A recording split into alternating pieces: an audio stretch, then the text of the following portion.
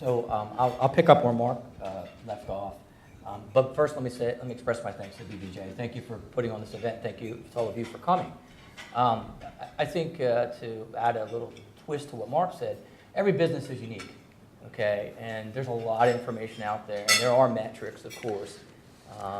But whether it's so many times EBITDA or so many times gross revenues or what have you, you got to look at the uniqueness of your business, and you don't get caught up in those metrics, because there is not one shoe size fits all. Okay, that's one, and that's what Mark was saying. Two, I'd like to say that worry about your off-balance sheet assets. Okay, these are areas that can, in this line of business or this industry that we're talking a little bit about cyber, I think some of you are cyber companies in the room, that there are value drivers and they can be value detractors. So your equity pool, I can't tell you how many times I see poor or no equity agreements. If you can't get your equity owners in line to sell the business, you're in trouble. You're stuck. And the time to do it isn't when you're either in one of those situations that Mark referenced, you could become ill, or some downturn in the environment. The time to do it is now, before there's an issue. Absolutely. The second one is your key management. Okay, these people will be the people that will stay on and run your business after you leave. And if you don't have them locked up and you don't know that they're on the same page, again, they can be a value enhancer to the valuation that metrics these people reference, our panelists reference, but they can also be a value detractor. And again, the time to do it is not when you're contemplating a transaction, because now you run into folks that may have leverage on you. You never want to be leveraged. I mean, the M&A process is all about leverage. Buying and selling, who's got leverage that lends you to have negotiating power. So don't allow your partners, if you have them, especially minority partners, to leverage you, and don't allow your key employees to leverage you as well. I'd like to add two things. One, based upon the prior question, and one of the things I want to add about value, make sure that I don't know how many business owners here know what the value of their business is now, the true value, because it's hard to drive to what might be your ultimate goal if you don't know where you are and you believe you're at a certain point when you're really not. So if you think your business is worth $10 million, or you want it to be worth $10 million, then you should know that it is indeed $10 million, if that's your goal. Because if you know that you're there, then you've got to do certain things to protect that value and continue to enhance that value. If you're really at $5 million, then you know you have to do some growth. And now you have to have a plan to get from $5 million to $10 million. But if you don't have that key piece of information, what your business is valued now, you can't get to the end goal, which is where you want to go. And you don't want to find out when you think your business is worth 10, you go to the market, and buyers only give you back numbers in the $5 million range. It's too late. So that's one point. Figure it out now. You don't have to go through a lengthy valuation process. You can do some work with your accountants and others to try to give you an indication of value. In terms of what buyers look for, one of the simplest rules is make sure you own what you think you own, whatever your key assets are. I can't tell you how many times I run into folks that think they own their intellectual property. They don't own it. Maybe they have government, maybe government has rights to it. Maybe it was prepared by an employee and you didn't have an assignment of the patent. For example, an employee maybe makes a claim that they own what you think you own. Again, you can't do it when you're about to sell. So you got to know that you own your assets, whatever those assets are, whatever your value drivers are, you got to make sure you own it. Again, you got to do that before you get to the inflection point of selling. Because I can tell you, a buyer and its team, and they're going to come in with a team, they will turn your company upside down. And they will find every skeleton that you have, I can assure you. And if there are lots of skeletons, your value goes down. And again, it's all about leverage. Your leverage just went down. So planning is really important, making sure that you own what you think you own. I would add one other thing, in addition to what you just said, was clean up your balance sheet. Okay, make it look as if, make it as desirable as you can. Listen, if you're on the sales side and you're the entrepreneur, many times, this is to Mike's point, the business, there's not a lot of separation between you and the business. So many entrepreneurs use their business as, their piggy bank. There's lots of, and it's okay, it's your business. There's lots of perks that go along. There may be family members on the payroll, all kinds of things. that, of course, buyers, these are things that are, and if you've made loans, intercompany loans back and forth to yourself or to key employees, you got to clean those things up. Buyers will see those things. They may be problems that detract from value. Again, you got to do that stuff in advance. You want to do that stuff in advance. And again, the uniqueness of your business, to Mike's point, which is really important, it's the owner's trap, which is making yourself, if you're the owners, being able to separate yourself from the business and being able to take that vacation, but also being able to transition so that the business will continue on and you can move out. If you are the business, you're not going to get the same value as if you can easily be moved out of the business and replaced, especially from the buyer side perspective. I would add that to Mike's point, that and this is what I was referencing before, you need to plan for your exit, and it needs to be optimally designed, right, so that you lock down your assets and your equity pool and your so forth and so on, your balance sheet, and clean that all up. But, and many companies can get there, they can actually plan it out, say I'm going to leave in 2 years, but we don't have crystal balls, none of us do, so we can't determine, we don't know when a buyer may be coming. A lot of times it comes when you're not looking for it, okay? Or there's a downturn in the economy, you get sick, your key employee leaves, a line of business changes. So my point being, while you want to plan, and you need to plan, you also have to be ready for the now. And if you haven't planned, the now becomes even harder if there's something that changes. Your partner gets divorced and decides he or she's moving to California. That might change your outlook on life and your business. So timing is real important. It's kind of a dual role. Plan, but be ready now as well. I'd add that the strategic buyer is going to come in, they're going to buy certain assets, a certain market, and they're going to come in and they're going to pay you, and you're going to stay for a little bit, and then you're going to leave, and they're going to move on. The financial buyer really comes in, and they really are seeking partnership, investment, and they'll pay you some now, and you'll have a partnership. And the idea is to grow it, grow the business that may have some potential, and you may not have the capital right now to get from where you are now, but you can get there if you had some additional talent or additional resources, meaning capital or skill sets or back office support, and get you to that next bite of the apple. So this financial buyer is really working on a partnership. It's an investment.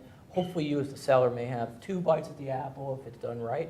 The strategic, it's more of one shot. They buy you most times transition and get out. So just out of curiosity, from your experience, a strategic buyer typically pays less than a financial buyer would? I guess would a financial buyer pay more? No, I'd say, I think it's unique. I think strategic buyers probably pay more. They may pay premium because they may want to get into a marketplace, and for example, in this community here, there are people that want to buy into the cyber or intelligence space, and they just want to get in, and there's only so many ways you can get in, so they may be willing to pay a little bit more than your business is worth. You're really fortunate if you're in that position, so I think a strategic may pay more. Yeah. I'll add that selling your business is most likely the largest financial transaction that any of us would have in our lifetime. It's also probably the largest legal transaction that you might engage in your lifetime. And buying and selling business is a specialty area of law. It's not something that you dabble in because, I think Mike referenced it, you generally get one good bite at that apple, and you want to do it correctly the first time. Few people get a second chance. Ideally, your lawyer should be involved as early as you can in the process, but absolutely when you're negotiating the LOI, the letter of intent. The letter of intent, of course, is your roadmap. It's going to set forth the key considerations, the key parameters for the transaction. If you fail to negotiate those key terms and conditions, it's harder down the road to introduce those. Not that it's impossible, but it's harder. You don't want to get your lawyer involved at the last minute and just act as the draftsman. Now, we draft documents, of course we do, but it's very hard for us to help you when you just are handed a term sheet and say, here, draft this. Lawyers negotiate and really serve as one of the key drivers to your transaction. And you need to know, and your lawyer needs to know, when to push and when to pull in an M&A transaction. M&A transactions have timing. Timing, we haven't spoken a lot about it yet, but timing is really important in M&A transaction. It has momentum. And if your counsel is not versed in the nuances of M&A, especially in your industry, your deal could get stalled. And buyers get distracted. And by the way, time, it's very distractive to you as a seller, because of course you're running your business as well as selling it. And so I would say that from the legal side, get competent M&A counsel, get them engaged as early as you can, allow them to do their job, that is to help negotiate and drive your transaction to closing.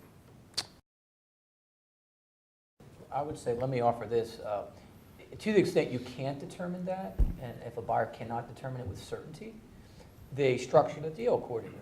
So it's great if you can get cash up front from a buyer, but of course now the cash may be gone. If you're a buyer, you didn't get what you thought you got, or you didn't maximize it. So what they do is they structure a lot of back-end monies so that they can verify whether those are earn-outs based upon performance of the company or certain metrics being hit or targets or benchmarks. So they structure their money, because it's about managing risk. I think that's part of your question. Is so that they manage risk by that. They set the purchase price 1, and then they adjust it 2, and they pay it 3, depending on how they can evaluate that risk. I would add that the state, what's really obvious but really important, you haven't sold your business till you sold it. Okay, so just because you signed a letter of intent or you're halfway through the transaction process, you haven't sold it. So what that means is that you're really working 2 jobs, you or your partners. And again, we haven't talked about this, but confidentiality is really important. So you don't have your whole, maybe not your whole team working on this process. Maybe it's just you or you and a partner. You still have, as Monica said, you have to keep that business strong. Because until you sold it, signed on the dotted line, received your cash and consideration, it's not done. And a buyer almost inevitably reserves its rights until the last minute to pull out. And so we've seen deals tank at the last minute. Not many, but they do, especially if you lose sight of where you're going and your numbers slip or a key employee leaves or something changes. So it's really important and it's really hard. So you really have to have advisors or other folks involved to help shoulder the burden to work your business and sell your business. Let me just add to flesh that out a little bit. In terms of buying and selling a business, and an M&A transaction has timing. I referenced that, and momentum. So if you're going to, as a sell side, you're going to get lots of inquiries, either through your counsel, through the principals of the buyer, through their advisors. And if you can't respond timely and competently and fully, you send a message. You may just be busy, but if you don't get back to them when they make an inquiry, you send a message and deals stall. And there's time, value to money, but on both sides. Remember, buyers paying advisors too, and they lose interest.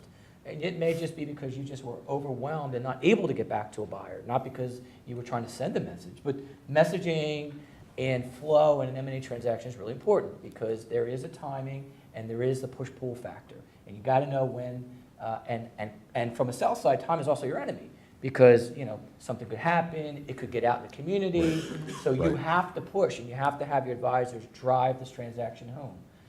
So that's my 2 cents on that. I'll add, in the first round, one important consideration is make sure you get non-disclosure arrangements because buyers are going to want to see information. Nobody can offer you a price if they don't see some information about your company. Of course, that's your sensitive information.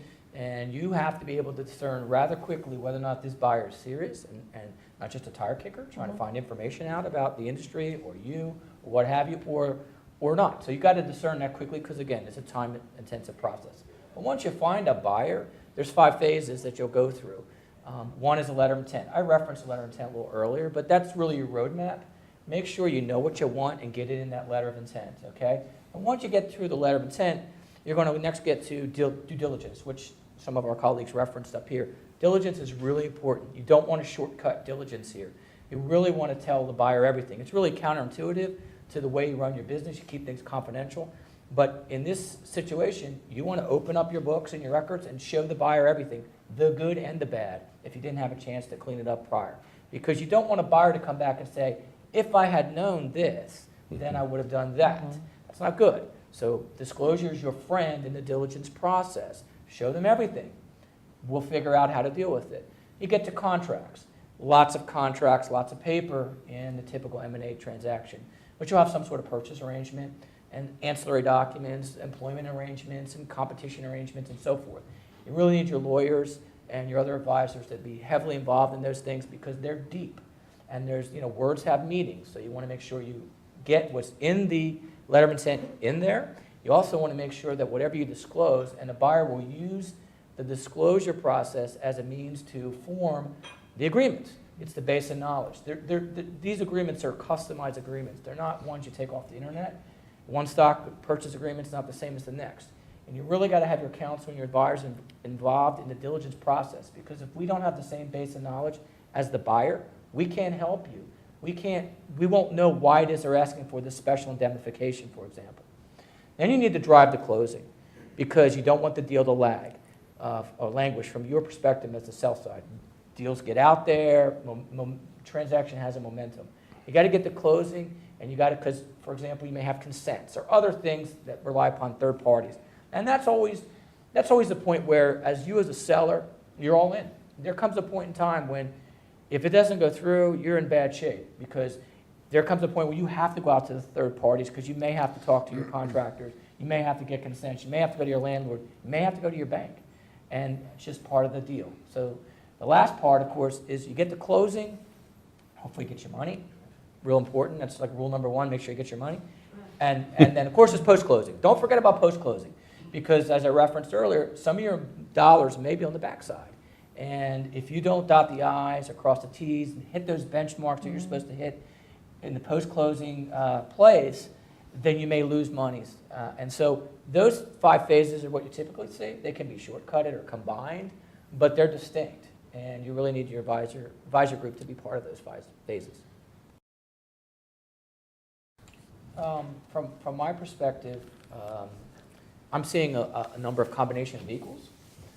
So if we're talking about cyber and the community that's closest to where we are right now, where I was seeing mostly strategic buyers coming in, and I still see those buying opportunity, I've seen an uptick in combinations of equals who believe that it's necessary for them to combine, cut some overhead, add depth, or other skill sets to effectively compete, which I hadn't seen in the past. So instead of one gobbling up the other, and now it's this company, it's really combinations of equals, ventures, a lot more ventures that I hadn't seen in the past.